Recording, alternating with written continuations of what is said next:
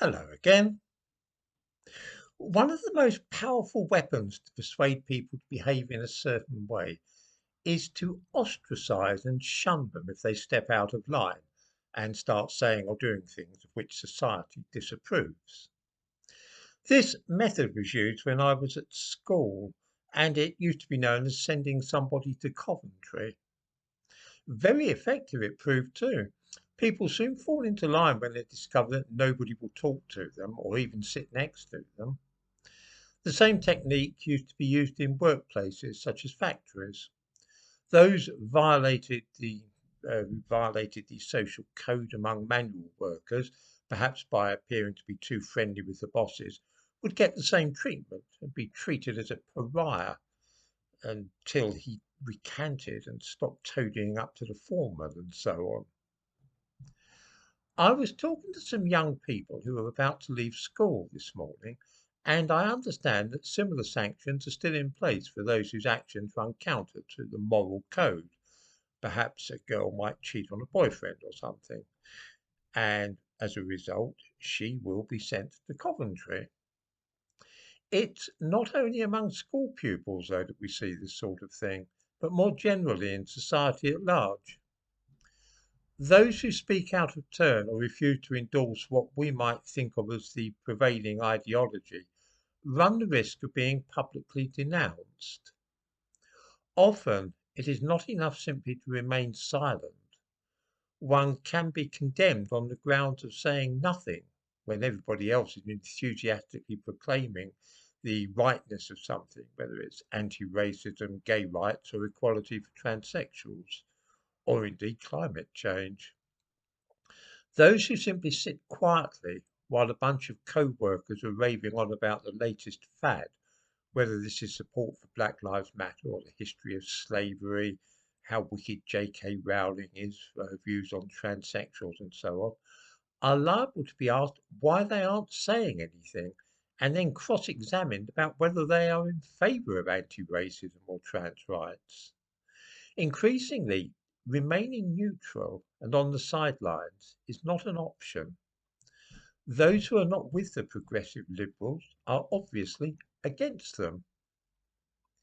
It is the sheer intolerance of modern liberals which is a little frightening. They cannot imagine for a moment that they might be wrong. Even the idea that they might be a bit wrong about climate change or the desirability of veganism is something which they cannot really comprehend. It is, of course, not just in the real world that this insistence that everybody follow the same way of thinking is seen. It is even worse on the internet. A year or two back, I happened to comment on a piece which appeared in the online version of the Guardian newspaper on global warming. I left a perfectly polite comment in which I quoted from something written about the possibility of a coming ice age, published 50 years earlier. I was not denying climate change, but merely pointing out that we had to be careful about being too dogmatic about it, because in 50 years' time, the prevailing view might be different. My comment was removed, allegedly, because it went against their community standards. And when I tried to post a mild protest about this, I found that I had been blocked. I still am blocked from commenting on The Guardian.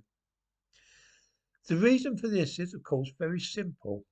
Somebody asking questions about climate change or displaying anything other than mad enthusiasm for it is likely to be an enemy of humanity and very likely in the pay of the oil companies.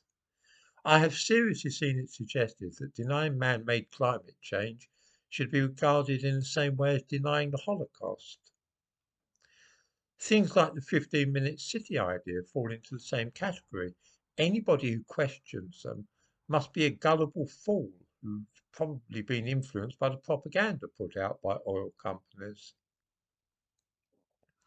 The overall effect of all this is, of course, to suppress debate and make people uneasy about expressing any opinion which might be interpreted as going against what most people are saying and thinking. This is what John Stuart Mill called the tyranny of the majority. The aim is that every single person in society should share a common set of beliefs and accept that there is only one ethical and correct way to talk, think, and behave. This is chilling because without free debate and the clash of ideas, nothing new could ever emerge. This happened, of course, in the Soviet Union in the old days, and it had a terrible effect upon art, literature, science, philosophy, and everything else. When there is only one acceptable way to think, society stagnates.